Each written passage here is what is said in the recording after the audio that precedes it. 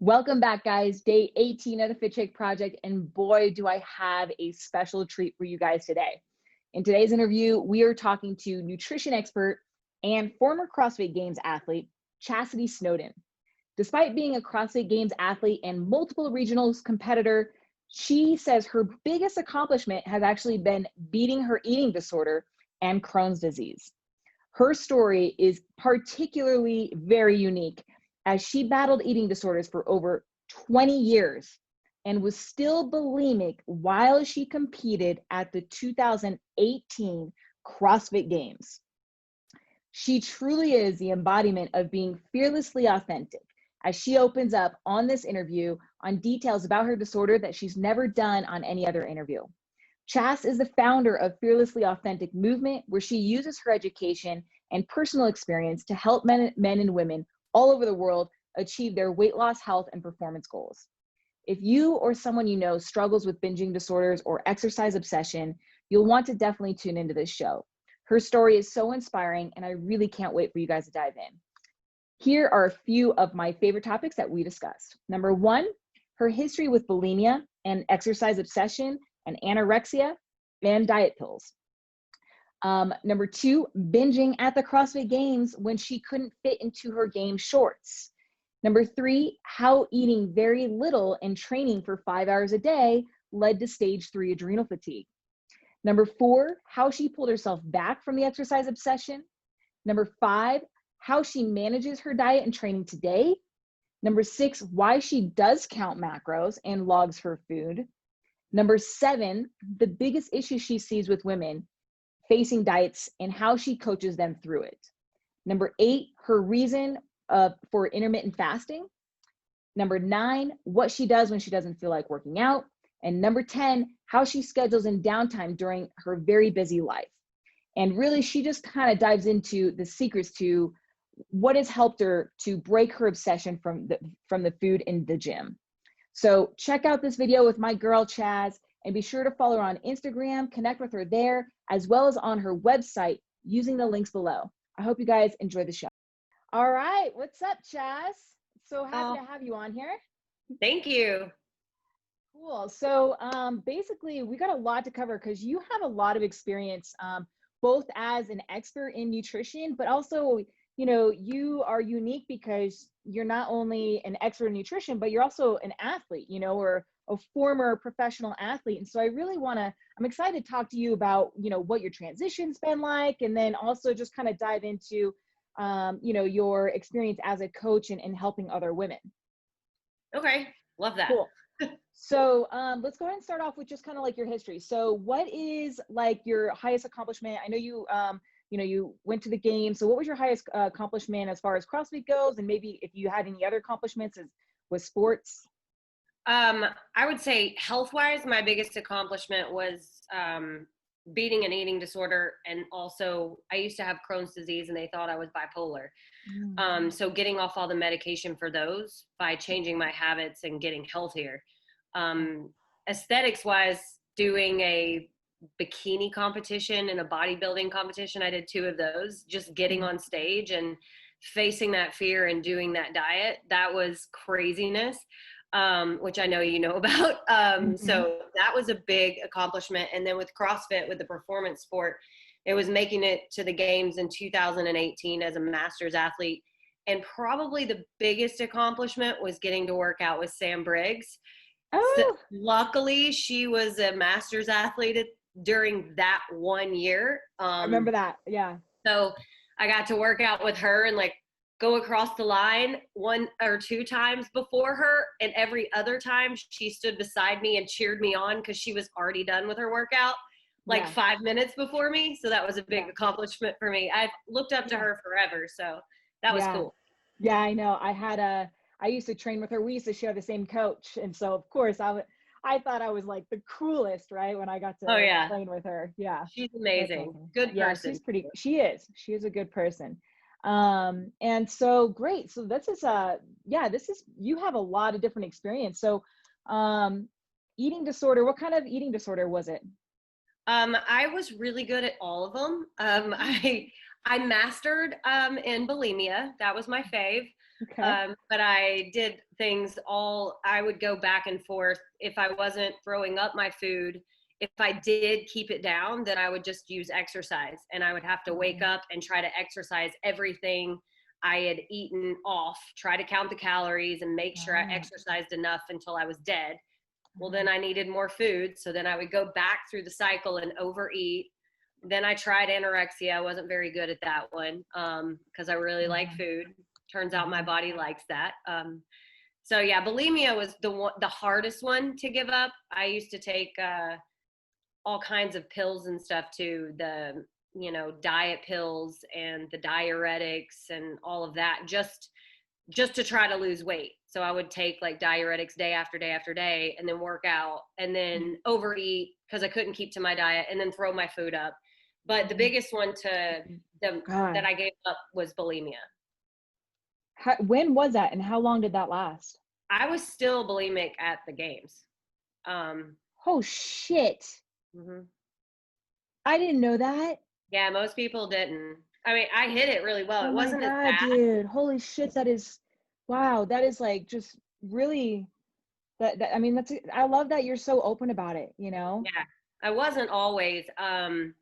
I remember the games was such a great experience for me, but I walked into the dressing room and just burst into tears because they gave me all these clothes that I felt disgusting in. I was really heavy because I was training so hard and eating so much. And so then I wanted to change my body composition too because I was uncomfortable in my skin. So I remember the girl opened the door and she's like, "Are you so excited about being in your games clothes?" And I was like sitting on the floor in tears. And she was like, "Are you okay?" And I was like, "None of these clothes fit me. I'm disgusting. I'm so fat. I can't wear these. They look bad." Oh my And so God. she went and got me new clothes that were like the shorts that were more flowy. Were they tight? The Well, shorts? I don't wear like just the straight shorts that most of the girls wear. The booty shorts, yeah. The booty shorts, I had never worn them because I wasn't comfortable in them. Gotcha. And they gave us a bunch of those because most of the girls love them. And then I only had 2 pair of the other shorts. And then as a master's athlete, you don't get as many clothes. So I only had like 4 or 5 pairs of pants and shorts. And I was like, I can't wear like 5 of the shorts that you gave me. So she went and actually had more shorts printed for me in the flowier shorts so that I actually could wear shorts. It was horrible. And so still my goal is to be comfortable enough in my skin in my game shorts that they gave me that I never wore. And I still haven't worn in like 2 years, but I'm getting there. So that's still the goal, is to fit into those shorts. Yeah. Mm-hmm. Yeah. But it's to fit into them and feel comfortable. Healthy. Yeah. Like I'm not bulimic anymore. I don't have trouble with eating disorders anymore. And I don't work out hard anymore. I mean, I work out, but I don't. Right. We're going to get into that. Yeah. I don't do that as intensive of workout. So my body is changing. Okay. So man, this just like opens up a can of worms. So when did the eating disorder start? I started throwing up at around 16, 15. So about 20 years. Time. Yeah, because I'll be 40 in December. So I was in an all-girls private school in high school. And I mean, it was just normal to go into the bathroom and hear girls throwing up. That was just a normal thing. Like it was rampant. And I mean, going to school, I would work out before school and then go to class. And at lunch, I wouldn't go to the lunchroom. I would go to the weight room and sit in the weight room and bring my lunch so that I didn't eat as much. And then I would work out after school doing like whatever sport, basketball, softball. God. And then I would go to another gym after that and work out for a couple hours. And it was like a vicious cycle. I was taking like 16 hydroxycut at the time. I was a mess even in high school. And then I went to college and it just got worse because I was by myself. I couldn't hide it. It wasn't, I mean, it was craziness. So I gained the freshman 50. I went from like 120 to like 175 in college. Wait, why did you gain the weight? Well, when you're bulimic, you don't always throw all the food up. So I would eat and binge and binge and binge. And When I went to college, I Oh, didn't work out as much. you binged. Oh, you didn't. Because I was super depressed. I was on a lot of medication. They also found out they thought I had Crohn's disease. My mom was suicidal, lots of stuff going on with the family. So in college, like I didn't have a sport. So in high school, there Mm, was a sport that I was always in. So I always had to go and busy. perform. And I always Mhm. had to put on clothes and be in front of each other, in front of people. Mm, In college, I put on sweatpants, went to class, came home and binged. And I mhm, wasn't involved in sports. So mhm, I just gained a ton of weight because I wasn't moving as much. mhm, A lot more time to eat too. mhm, It was mhm. crazy. Yeah. Wow, that's a long time to be doing that. Just out of Yeah. curiosity, when you are taking that many pills and because I mean, I guess because you're younger, it would work. But I know that like if you were to do that now, like you just get fat, right? Yeah. Because of all the stress. So, but when you're younger, you're more resilient. So, did your body actually respond to that? Did you actually look lean and the way you Yeah. wanted from Up doing all until that? college, I looked pretty good. Most people, Mm, I hid everything. They didn't know I would, because I covered up the binging and the purging with like taking pills and working out enough. So my body I would right. gain 3 to 5, 6 pounds, and then I could get it off really fast. The Oh, older you get, the harder it is. And then when you get older too, you can't work out 3 times a day because I was right. going through my 20s and I had a bunch of different jobs I was doing. Right. So it was crazy, but yeah, your body gets less resilient. Oh, And when you beat it up that much, it's no wonder yes. that like, eventually your body's going to start gaining weight. Yeah. Yeah. Wow. That must have been exhausting. I can't believe you made it that long. And then you did one of the hardest, you did bodybuilding after that, which sounds like the worst thing to do. Yeah. Which But I you got probably to did it as a way to try to lose the weight but Yeah, and I got through college, and then eventually I was like, that was my goal always, to do bodybuilding and to be on a bikini stage and wear the little sparkly outfits, because that's what we saw in the fitness Mhm, magazines. There wasn't mhm, CrossFit at the time, so that was like the pinnacle of our fitness. mhm, That was all. mhm, So I went to a Monica Brandt coaching clinic and met Kim Odo, which he's a very well-known coach in that sport, and I signed up with him. And mhm, that was kind of the start of my fitness coaching. Before that, I always had like coaches for softball and all of the different sports that I played. mhm. And he gave me the regular, like, here's your diet, eat all of these different things at, every 3 hours. Yeah. I mean, I did 2 shows, and I actually had prepped to do a third show. But every time I got on the phone with him, I was crying. Mhm. And he was like, you can't do this. But I went from Yeah. 175 pounds at my biggest. And then Mhm. when I met him, I think I was like 160, but we got me Mhm. down to like 103, 105. Whoa. In how short of time? It was probably, I would say, like 6 months. Yeah, it's typical So for a bodybuilding show, about 6 month prep. yeah. And it was, Okay. and my shows were close together. So I was like, I did a show at like 105, 107. And then 2 or 3 weeks later, I dropped down to like 103. And then I Wow. was supposed to do another one, but I was wrecked. Yeah, that's a lot of weight to lose. That's 10 pounds a month. That's Yeah. crazy.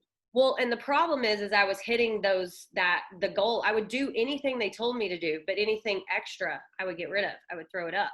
So like at my show, I did the morning show, Yeah. showed up and did well, and then went and binged, puked, and went back and did the night show. So like I was still like in the bulimic, like Oh, everything was perfect on the outside, but anything I oh. did that wasn't perfect, I just got rid of it. And I would like time it. And any like supplements or Right. anything like that, I would take after I threw up. So I knew that they stayed in my stomach. Like and Wow. nobody knew about it. Like I hid this for years and years and years and Mm. years from everybody. So it was really Oh hard to my have God. relationships during that because you're like completely walled off from everybody. Yeah. And my relationship was with fitness and dieting Mm-hmm. In a and with food. bad Bad, relation. bad. Yeah. So Wow. luckily after that I stopped, and then just stopped doing the crazy working out as much and stopped the low calorie diets. And that was How right did you before just how did you just do that? I just had to. I didn't have a choice. It was like all I did all day long was cry and then eat like these specific foods. So Yeah. I didn't stop the bulimia. I just like stopped the dieting. Oh, okay. So I was Okay. like I was Went back early to normal. 30s. Yeah, I just went back to normal. And so in my early 30s, I moved to Florida. And luckily in like 2013, I started CrossFit, which Okay. was helpful, but Right. still I dabbled in it all the way up until the games. Okay. Started CrossFit. Okay. Yeah. And then so what did and so all the way through, even through the training, even training through the games, because you just couldn't control the binging. Yeah, I mean, and it was really hard for me. I was eating so little when I started CrossFit, and Mm-hmm. then I went through this like fruitarian stage where all I ate was fruit, and I was always dabbling in every different diet out there that they told me that was going to make me thin. Well, and when you Mm-hmm. start lifting all the time as much as I was, and I wasn't doing like 10-pound bicep curls, I was lifting and I was Mm-hmm. good at it because I have a background in gymnastics. So like CrossFit just made sense and it was easy for me and I got strong fast. I'm Mm-hmm. genetically predisposed to add muscle anyway. And Mm. so I started gaining weight. So I went from like 120, 125 pounds when I started CrossFit to like at the games, I was like 153. Mm-hmm. So over 5 years, I didn't gain like tons, but that's a lot of weight to gain when you mentally struggle Yeah. with. So I knew it was, muscle, but then my clothes wouldn't fit. I kept having to get Right. bigger clothes. It was really hard, but I loved it because I wasn't looking in the mirror and I knew I As was much. getting better at least at performance, but the Right. mindset stuff was really hard. So I wasn't as bulimic as I used to be, but I still, if something happened and it was like I had a Right. hard training session and I was just like famished, that like empty feeling, and you just go and eat and eat and eat. And it's like, Right. then I was like, I ate too much. So sometimes I would just still get rid of Right. it. I Right. was good at it by then. It was like a sport. Right. Like, by then it was like not a big deal. Yeah. How did your body hold up on all that? Not well. In 2017, I got adrenal fatigue. They tested me and I had stage 3 adrenal fatigue. I was going in to train and I just would start riding on the bike and I couldn't even move. So I took off for about 3 months, I think it was, and didn't Mm-hmm. train at all. And then my Mm-hmm. first workout back was Wadapalooza qualifier before the 2018 games. Huh. So like, Wow. yeah, like Those are intense. I was in pain. Like, so even through the qualifiers of like the games and stuff, I was still struggling. We were just like, hey, do the best you can. I would tank out and just not be able to get out of bed. Mm-hmm. And luckily I made it. And we were like, that's why once I made it, coach was like, we're going to have fun. Let's just get through this. Let's have a good time, finish every workout. And I Mm-hmm. mean, I knew pretty much from the point that they were like, you made the CrossFit Games, I knew that was like going to be the last time I competed. Mm-hmm. Because Mm-hmm. I was like, I don't have a choice. I have to take care of myself. Yeah. Yeah. Right. I mean, you almost couldn't do anything. I can't believe you could even do that. Me neither. Resilient. Like, I mean, and luckily throughout my CrossFit career, I focused so heavily when I was perfect on food Mm-hmm. because I was a nutrition coach. And I knew what to do. I was coaching people. I Right. focused heavily on nutrients and getting in fruits and vegetables. I probably ate better than everybody I was training with. But Mm-hmm. then when I didn't eat good and it Mm-hmm. wasn't quote unquote perfect, or I ate pizza or whatever, or a little Right. like my carbs came from something that wasn't white rice, then I felt guilty about it. So I would get Mm-hmm. rid of it. Or if I felt fluffy, or, if I just had a hard training weekend where you just ate more, you just have to. You Mm-hmm. have to get in more carbs just to recover from that. I mean, and I was training with people that were 20 and I was almost 40. Mm-hmm. So it was rough, but luckily I mean, my body is pretty resilient. Mm-hmm. Can't believe Yeah, it. no kidding. I It's mean, crazy. I put it through hell, let's be honest. yeah, that's probably the biggest hell I've heard of from anybody. I think And that's probably how, the first time I've told it all. Most people don't know all of the stories. uh-huh. Well, thanks for sharing that. Yeah, you're welcome. How much, like, what did your training look like when you were for the games? Let's see. I would Like, train. I would how go in long? How much? like maybe 5, 6 hours a day. Mm, So we would wow. go in, we would do like a morning session, then I would take off at lunch and like go home, have lunch. Usually I would use, because I was struggling, I usually would take like some CBD, like something like some drops or something, take a nap in the middle of the day, and then go back and do another session in the afternoon. Hmm. Um, Were you and following macros or? yeah, I was following macros, but I wasn't following, like when I got to the games, I wasn't eating that much because I ended up 22nd, I think, in the world. And then 2 or 3 people dropped out. One made it. Anyway, so I ended up like for a month, we decided, well, you're not going to the games. And we decided to take Uh, off. And I wanted to lose weight, but we flipped the macros. So I dropped my carbs, raised my fats, and like was just recovering. And then it was like the email came in, hey, you're going to make the CrossFit Games. So when I went to the games, I was only eating like 2,000 calories a day at the top end, but uh-huh. I was eating maybe like 200 grams of carbs. Where when I was training for it before, I was probably at 275 to 300 carbs, some days 350. Okay. So you were at least eating enough on those days, except for the days that Yeah, got out of control. Okay. So yeah, actually, sounds like CrossFit actually was pretty good for you as far as balancing that out, giving you the permission to eat. It was yeah. just when you felt out of control and yeah. Okay. Yeah, I actually ate a lot of food, which I honestly think if I wouldn't have found CrossFit, I would have destroyed my body more because I would have focused so much on losing weight, keeping it off, and under eating. So Mm-hmm. even though I was working out a lot, I gave myself permission to eat a lot more Mm-hmm. along the way. And I think I Mm-hmm. actually did myself a service by finding CrossFit. Yeah. Yeah. No kidding. Okay. And then so you knew that was your, the last time you're going to compete because your body, you just knew you're done with beating it up. Yeah, I just knew I had to recover. Hmm. And so what was that like for you? Because that's like a whole nother thing of now letting go of the obsessing over working out. How did that go? It was really hard. I moved from Georgia, from training think tank, back to Florida. So honestly, that was probably a good thing. And I go to a gym where there are not a lot of competitive athletes there. So they're in there having fun. Friday nights, they're having a few drinks after the That's good. workout. Yeah. It wasn't an environment like training think tank. You want to go in, you want to push hard, you want to be there all Yeah. the time. That's their life.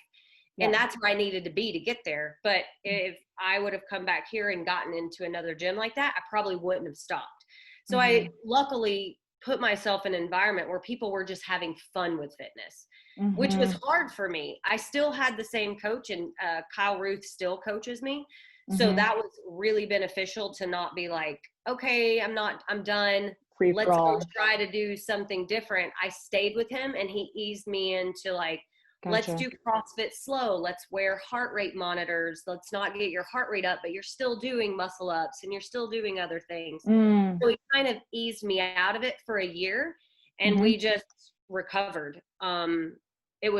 It took a year for me to get to where I could diet again. I stayed high calories and then I tried over and over again and it wouldn't work. I kept tanking.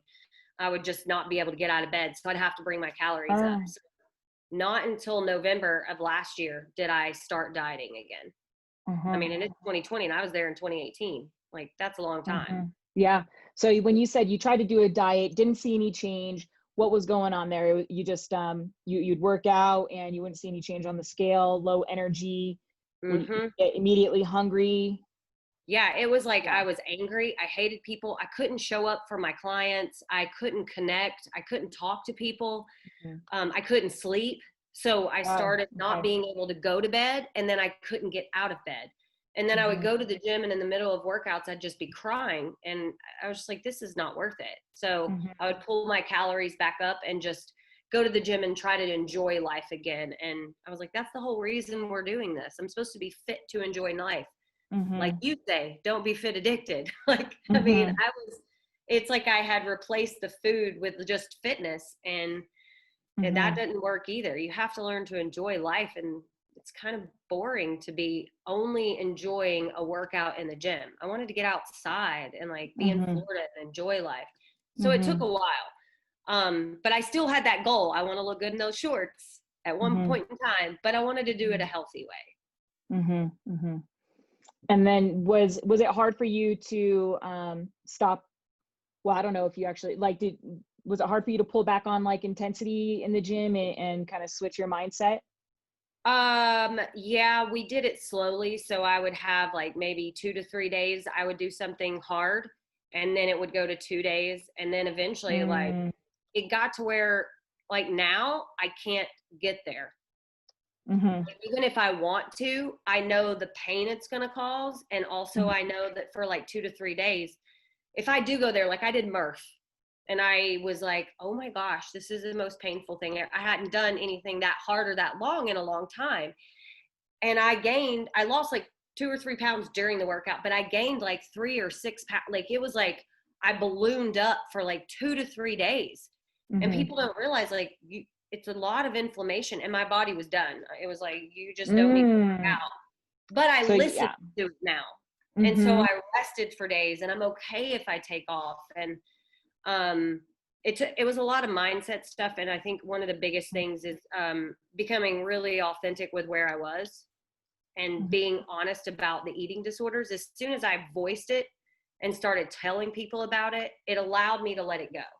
And so I no longer had to be perfect anymore. And so now I'm okay with showing up to the gym and just relaxing and doing a workout. And if Sally over here beats me in the workout, it's no big deal. Or if I'm doing bicep curls and she's going hard, I don't feel that competitive, like I have to do better than these other people. I just know I want to take care of my body and I have my own goals. Okay, cool. So what does a typical training week look like now? I actually train quite a lot because I'm used to being in the gym. So I'm in the gym probably 6 times a week. And then I do, but it's like low intensity. It's more bodybuilding style stuff in a CrossFit gym and then CrossFit light. So even if I do go hard, I always have like a heart rate monitor on and he sets the pace and doesn't let me get over a certain thing. And then in the afternoons, 2 to 3 days, maybe 4 days a week, I do some sort of cardiovascular something for fun, but I also wear a heart rate monitor the whole time. And it's like rotational, but every third day. So I do 2 days where I'm in the gym and work out at night. The third day is like walking and yoga. So rest day. Okay. Yeah, every third day. And then every Sunday I take off. So it's like, it depends on the rotation of how many times I'm in the gym. And I don't really worry about it anymore. Okay. And then do you count like your weight and track your performance still or not? Actually, really? I count my macros and I count, I do weigh myself as well, but honestly, I do it a lot for clients' purposes. Like I've been doing some fun stuff where I'll weigh in the morning and weigh like 3 or 4 hours later after I work out, and like just to show them data that like the weight changes. We're like so tied to this, but literally if I can weigh 3 different weights during a day, is it really a big deal? Like, and then that's huge for you, girl. It's big. Like I'm not, and I'm okay with it. I'm like, because I have a goal of getting to a certain weight, but I'm like, if it doesn't happen, I just know I want to be smaller now to get into the shorts that I want to look good in. And I think that around that weight might work, it might not, but it's more just like data for fun and like seeing what changes it. Like do a workout, really, really get sweaty, lose 2 pounds, do a workout, go real hard, gain a pound, like to show them like it's inflammation, it's water, it's all over the place. Yeah. It's okay. Yeah. But I do count macros and calories and stuff like that. Having a background of being a bulimic and binge disorder, when I don't log my food, I don't have bumpers on. And so by keeping track of what I eat, I have freedom in it, because then if I eat a cookie or if I grab a brownie or if I go eat pizza, then it Yeah. keeps me with bumpers versus being like, well, I ate pizza, it doesn't matter, I'm going to eat all the things. Mm-hmm. So it Mm-hmm. just keeps me in check. Yeah, I see. Yeah, because I totally can relate to that. I was like that for sure. Um, and yeah, it's a good, and there is no right or wrong. It's whatever is like right Uh-uh. for you, Yeah. and you know And I yourself mean, better. I have days where I'm like, oh, whoops, I went out with my boyfriend. We hung out, we had pizza, and then we went somewhere else and had like an acai bowl or something that I just Mm-hmm. wanted. And then I may be like, well, I went over my calories today. Mm-hmm. But I Mm-hmm. don't wake up feeling guilty and beating myself up or whatever. Like I'm like, it's not that big of a deal. Mm-hmm. It is not life or death anymore, which is Mm-hmm. nice. Yeah, that's nice. That's good. Yeah. So what motivates you? What motivates you today to wake up and go work out and eat well? What's your Honestly, motivation behind that? I'm really motivated by my clients. Yeah. I just genuinely want to inspire them and show them that like I work out for fun now and I enjoy it. And just because I'm on a kayak one day and the next day I might be in the gym on the bike, they're both fun for me. That's why Mm-hmm. I'm doing it. So it's Mm-hmm. always like something to show them and inspire them that like they can have whatever life they want. And it shouldn't be this closed off, I'm in a cage, I'm doing this and beating myself up and I suck and I have to work out hard because I need to get smaller or bigger or whatever. Yeah. More of enjoying life. And if Mm-hmm. you're healthy and you put good things in your body and you move, you Yeah. enjoy life more. You feel better. I And it's mean, all easier, right? it's all easier. I mean, walking up 4 flights of stairs every single day isn't a task for me. It's just part of life. I live on the 4th floor with a dog. And so we walk up and down all day. And people are like, oh my God, aren't you tired? And I'm like, no. Like, it's just everything is so much easier. If I want to travel somewhere and go on a hike, if I never want there to be something that it's like, I can't do that because of my health. And I have Right. a lot of clients that's where they are. They can't do something because of their health. They get tired playing with their kids. They're exhausted at work. And I want to show them that it doesn't matter what their age is. They can change their body composition and they can feel good. And they Mm-hmm. don't have to beat themselves up or be in a box to do it. So Mm-hmm. yeah, my inspiration is definitely them because I get really Yeah. close to them. Mm-hmm. I can totally relate to that. Yeah, it's really cool. It's a win-win situation for sure. Hey, really quick, did you guys know that you can steal all of my gym and diet secrets for just $47? It's crazy, right? Literally, I've compiled all of my best knowledge that's taken me over 10 years and way over $10,000 to learn. And I've packaged it in an easy to follow step-by-step process for less than the price of a canister of protein powder. My 90-day self-led online course takes you through the exact steps I took my one-on-one clients through, which, by the way, my success rate has never been so consistently high. It's a complete A to Z female diet, mindset, and workout system with over 50 training videos. And it literally has everything you need to create the body you love without giving up everything to have it. Simply go to www.fitchickacademy.com to get access. Now back to the show. How do you make your workout fun and not a chore? Like, is there any type of mental prep that you do? Is there a certain way that you look at it? Do you like just, because I mean, there's always those days that are like, like, kind of a little bit lagging, a little bit kind of dreading it. So how do you make that shift? Is there anything that you focus on to make it fun?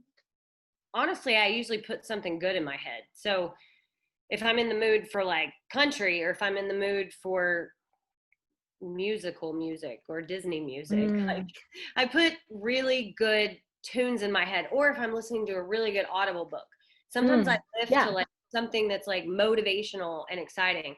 So I'm excited about the book and what's going on in my head or what music. And so the workout doesn't seem as bad. And I think also I've had so many reps of just going to the gym, getting out of the car and walking in and getting Regardless started. of how you feel. Yeah. It's just commitment's just commitment to me now, which it's a journey and it's been hard to build that habit. But Mm-hmm. I remember driving up to the gym and being like, I don't want to get out. But now, like, I don't think about brushing my teeth. I don't think about driving to the gym. It's on my schedule. I get in the car, I drive over there, and I get out, and I enjoy it. Mm-hmm. And if it's a crappy day and I don't really feel like finishing the workout, it's Yeah. usually tunes or something that I put in my head.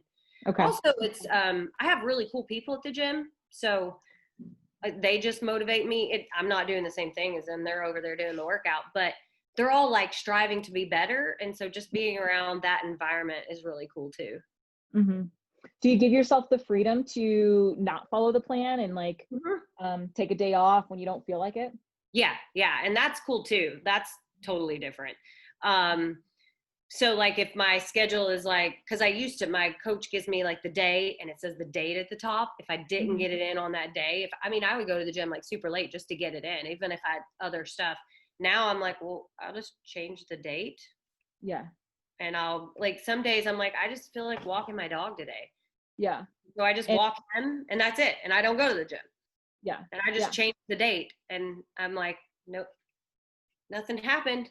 The world did not fall apart. I didn't gain 15 pounds. I think we're okay. Yeah. You probably lost weight actually. I actually do. It's funny you say that. Every time I take a day off, I lose weight, which is really good. One of the reasons I like weighing now is because it's fun to watch, which is completely different too. Like I'm like, oh, I had a day off. I did yoga. I walked around. I didn't do much. I slept longer. I went to bed early. I wake up and I'm lighter. Yeah. Happier, So, ready to attack the day again. yeah. And you feel good. Yeah. And it's just nice to have all the experience in the background that I have, but then now to be able, because like I could be in a bad place with all the stuff I did to myself, but now just to be able to enjoy life and feel good while I'm enjoying it instead of feeling like it's a cage and something I have to be addicted to. Yeah. Girl, you just now started living the life. Well, so did I actually. But I know, right? You and I both, it's like light bulbs. We're going off at the we're same just time. like, oh wow. There's a world out there other than there's just the gym and the barbell and like head down. Yourself up. Yeah. So nice. Yeah. It's like you notice the sunshine again. What? Oh like, God, I noticed, dude, I'm that person that's taking a picture of a leaf now. I don't even know. Yeah, it's like I don't know where this is coming from, but all of a sudden I'm like intrigued by like the smallest little things, like water droplets on a leaf. It's just crazy. I love watching your videos on your story, and I'm like, she's so happy and walking around and enjoying nature. It's I'm so in my own great. world. Yeah, it's good. It's like that's the way it should be.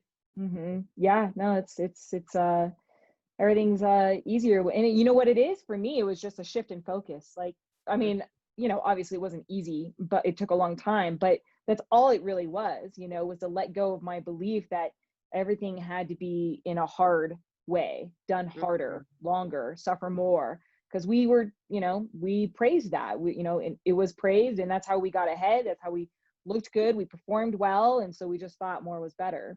Yeah, more was always better. Lift more, eat more, work out more. Everything was more. And I just wasn't smiling very much. And so, you know, you are like, you're an expert, you're a nutrition coach. What do you feel like women struggle with the most as far as nutrition? I honestly think it's their mindset. What in particular? Beating themselves up where they are.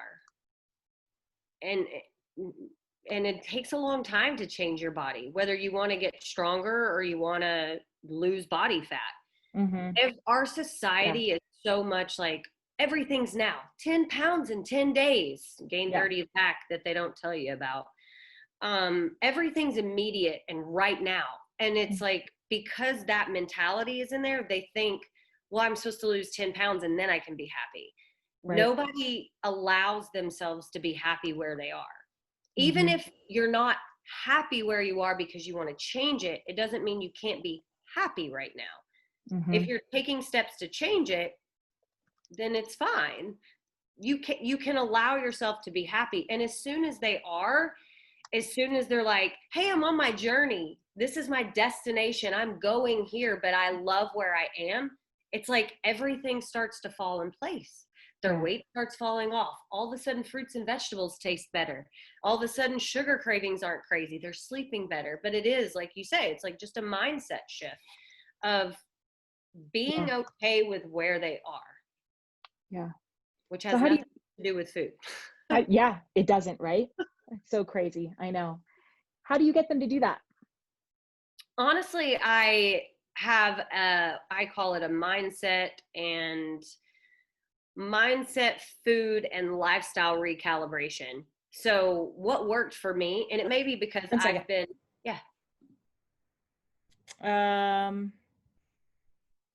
wait, okay, here you go. Can you hear me? Yeah. Okay, my headphones just stopped, so we're good now. No. Cool. I call it like the lifestyle, mindset, and food recalibration. So my clients get like 24-hour access to me. And so and it may be because I've been through like EDA, Eating Disorders Anonymous, and like having a sponsor and then having a coach that was completely different than most of my other coaches. Like Kyle was always like a text away, or I mean, it wasn't like, hey, I'll talk to you in a week and a half. He was like right there all the time.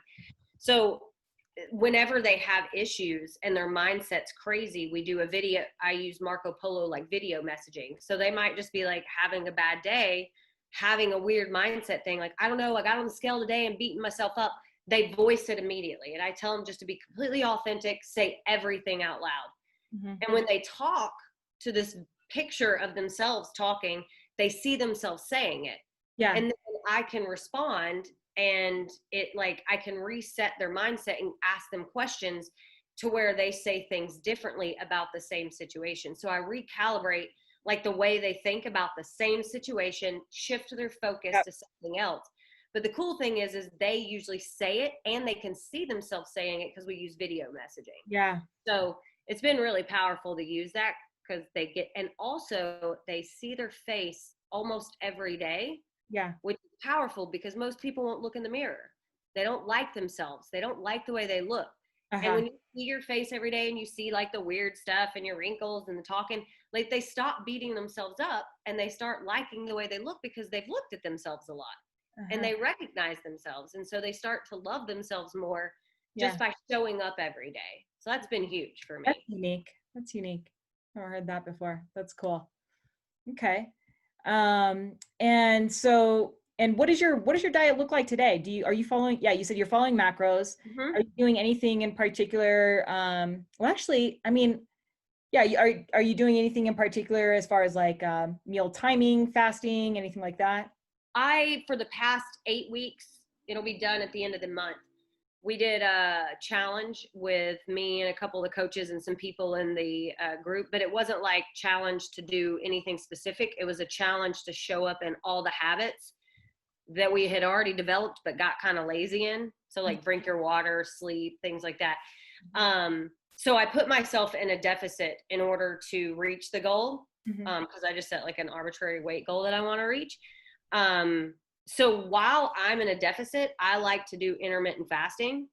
Mm-hmm. So I wait and I eat, I start eating around noon and then I eat till dinner. But the reason is because I have a binge disorder. So my background is as soon as I put myself into a deficit, a lot of times I'll incorporate intermittent fasting because not eating breakfast, I'm already busy and working and my brain's running in the morning. Uh-huh. Then I just eat normally from like 12 to 8:30 or 9. Uh-huh. But I don't like hold any fast rules. So if I start eating at 11, it's not a big deal. I was just hungrier and I just eat. So I don't have like any like hard lines. Eat yourself but up. That way I can just eat normally and I don't feel like, oh, I'm eating like a bird or I'm scarce or anything. It helps with my mindset. Gotcha. Okay. That's all I've been doing. And then once I raise my calories back up and reverse out after this little thing, I'll just go back to like, because when I reverse out, I'll have more time and more food. I'll just add breakfast back in. Uh-huh. So it works really well with disordered clients when they go into a deficit. I don't use intermittent fasting to diet. I just use it to eat normally. Mm-hmm, mm-hmm. And like, do you ever have day, like, cause for a lot of people that can be really hard, you know? Yeah. Like, I mean, just saying, oh yeah, I just intermittent fast. Like, yeah, that's hard for me. Like, mm-hmm. I love my breakfast. I love breakfast. So, And it's almost like when I set these rules up that, oh, I'm going to wait till 11 or whatever to eat, it almost makes me want to eat more, by not knowing that I've got these rules in place. So do you find that with people? If a client has trouble with, like, if they're like, oh, this is not working, we don't do it. I literally, usually with clients, I say, this has worked for me. Try it for a day. If you wake up and you're starving and you need to eat, then eat breakfast. It's not a big deal. But my biggest thing is, and a lot of my clients do have like a binge background. It helps them just because if they can just wake up, get to work, and it works out with their schedule, then I eat breakfast food, but I eat it at noon. So my day feels normal, and it's just the morning hours that I don't eat. But as soon as a client has issues with it, I'm like, we're not doing the whole, like, you're starving, you're not eating. It's not a big deal. Like, you just eat breakfast. Just eat 3 eggs instead of 5. Okay, cool. And so, and as far, like, how often do you eat sweets? Are those like part of your? Oh yeah, every other day, every day. Like, I had a brownie before we started this because I went to dinner yesterday with my neighbors and they had brownies, so they gave us some to come home.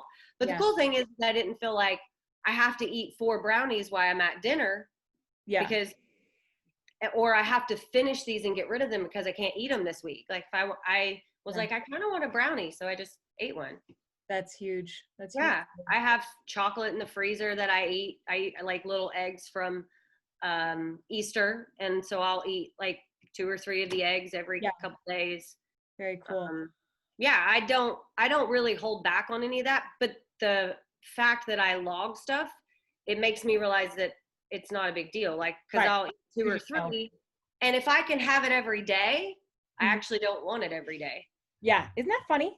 When you give yourself the freedom, you're like, when you realize, oh, you know what, I can actually go back to the store and get this, like, or whatever, or there is more, like, it's all of a sudden it goes away. Especially for, somebody who, like, especially someone who's done the bodybuilding diet and has done the eating disorders, like, a lot of your patterns are driven out of fear. And so for you to count, food, that there's not enough food, or, fear it's going to make you fat. So that to have that, to change that abundance mindset, that's huge. And that must have taken like some serious work for you. Oh, it was a lot. It's been a lot of work, but it's great to be free of all that. Can you, or what would you say, like, is your number one thing that helped you out the most to change that mindset? I honestly, like, counting macros made a huge difference for me. Okay. When I realized just the awareness of logging my food before I ate it, that a brownie would have protein, carbs, and fats in it, just like a salad has protein, carbs, and fats in it, just like a burger has protein, carbs, and fats in it. When I started seeing food as just nutrients to bring in versus bad and good, and it didn't matter. So I would go on, like, when I first started, it would be like, oh, well, I'll eat, sweets or whatever until I fill my macros. And then I'll eat something good till I ended up, like, I felt bad. And so I also, keeping data and realizing, like, when I eat trash food all day, I feel bad, even if I hit my macros. But if I eat a lot of good food and I still get, a snack or a sweet or whatever, I feel good, but I also hit my numbers. Like, so monitoring my biofeedback and actually being able to look at data and get emotionally away from it helped me a lot. Yeah. But just, and also the simple fact that when I logged it, it no longer was bad or good. It just was. Yeah. And it was kind of a process, because at first you think, oh, I'll just eat all my fats with trash food, or all my sweets with, and then you realize you don't have to do that, because once you can have things every single day, you don't have to eat all the cookies. Yeah. You can leave cookies. And leave some left. Yeah. Because you can eat them tomorrow. It's not a big deal. Yeah. Yeah. That was huge for me. Yeah.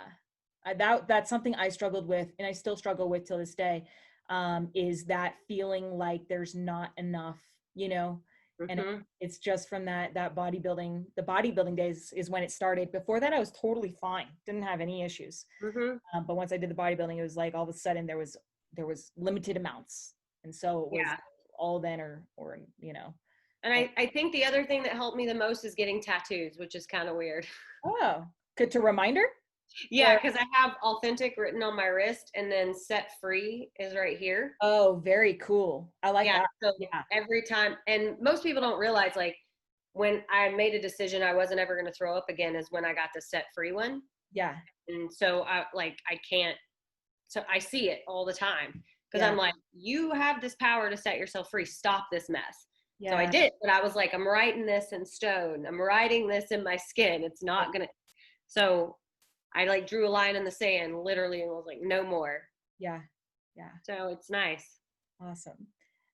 So kind of switching gears, I know like, you know, you're a really driven person, you know, driven entrepreneur, and there's a lot of things that you manage. And so how important is it to you to put in time, like downtime for yourself?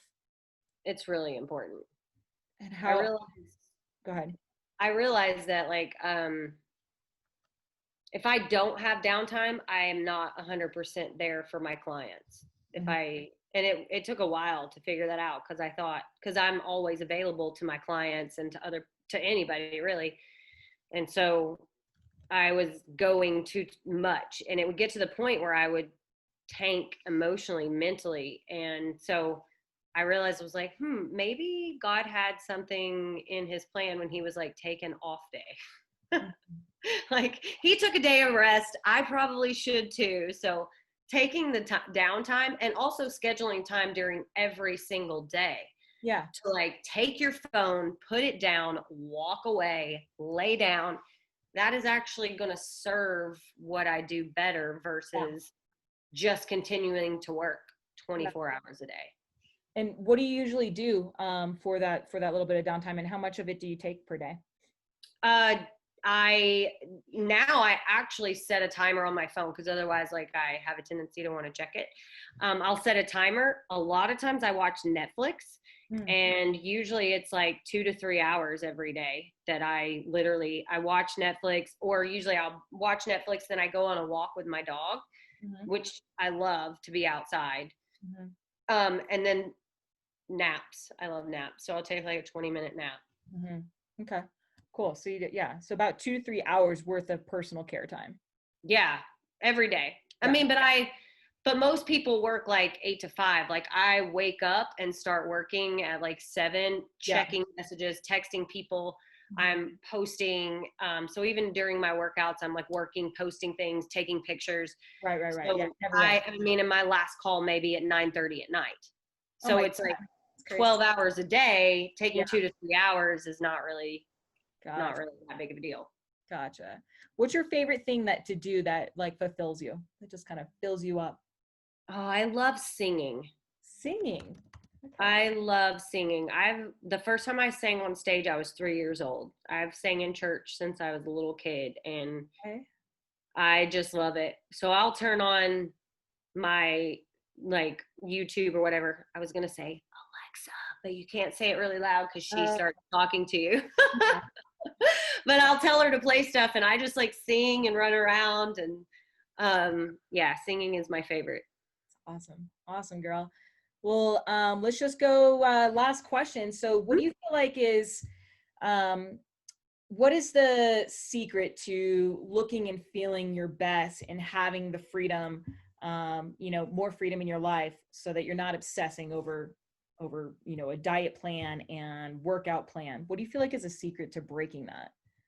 Honestly, I think learning and educating yourself on like the foundations of nutrition. It's one of the reasons I designed my coaching programs the way that I did.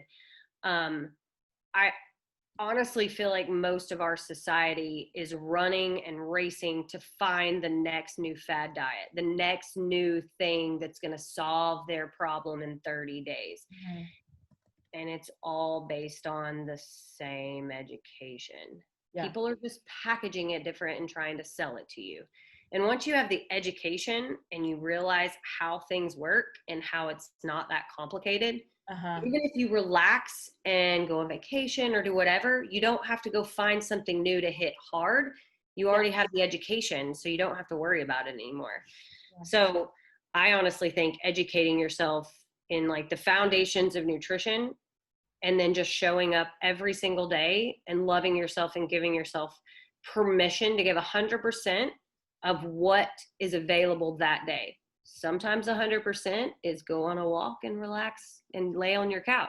Mm-hmm. Sometimes 100% is go hard in the gym. You just love yourself enough to just keep showing up. Mm-hmm. Mm-hmm. Awesome, Chaz. Well, thanks so much, girl. That was so inspiring. I think that's going to be, I had no idea. And I feel like I had no idea about all that. I don't know if it's like, I just didn't know your story well enough, obviously. But now I do. And that is super inspiring. Like, and I love how open you've been. And I think that's going to be just so great for people to hear. And it makes you very approachable, you know, for people to want to access you, that, you know, because not many people will know it to that degree, you know, Mm-hmm. what people are going through with that. Well, I appreciate you. You were one of my reasons for jumping into CrossFit. You were my inspiration too. So same reason you. Yeah. Cool. Awesome, Chaz. Well, thank you so much, girl. Where can people find more, follow your journey, connect with you? I have a website, flamovement.com. And then I have an Instagram, FLA_movement. Cool. Pretty simple. Awesome, girl. Well, thank you so much. And yeah, we'll hopefully have you on for a second time around. Absolutely. Thank you, love. Okay. Thanks, girl.